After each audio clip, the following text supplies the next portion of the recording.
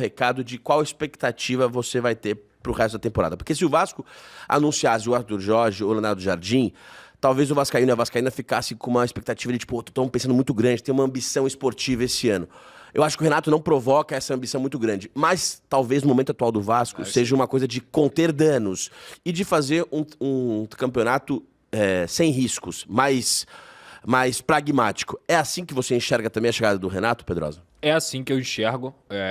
O Renato não é um técnico que me anima muito. O Renato, para mim, é um técnico que vai conseguir entregar o que o vascaíno tem medo de acontecer, que é não cair. Essa que é a grande verdade. Um time que tem um ponto, que está na lanterna do campeonato. Se você for olhar o retrospecto do Renato em pontos dentro do Brasileirão, o aproveitamento é muito bom. O Renato é um cara que conhece o futebol brasileiro, chega para dar uma injeção de ânimo nesse grupo, porque eu já vou falando aqui para a torcida do Vasco.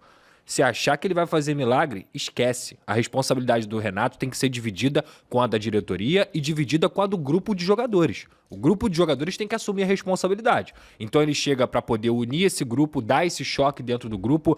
Acredito que a postura na última partida diante do Fluminense já tenha sido diferente, mas quando você perde Verratti, que era o grande líder desse elenco, quando você perde o Ryan, que era o cara de personalidade desse elenco, e ainda perde o Coutinho, que era uma referência técnica, o Vasco fica sem uma grande liderança. O Fernando Diniz também era uma grande liderança. Chega o Renato. Acho que o Renato é um folclore do futebol? Discordo muito. O Renato entende de bola, entende de tática, sabe conversar com os atletas. Ele brinca muito que ele fala: eu não estudo, mas eu assisto muito jogo. As pessoas levam isso na sacanagem. Assistir jogo é o principal do estudo. É o principal. Então o Renato, pra mim, tá longe de ser só esse folclore de sunga de praia. Ao mesmo tempo, ele não é um grande entendedor.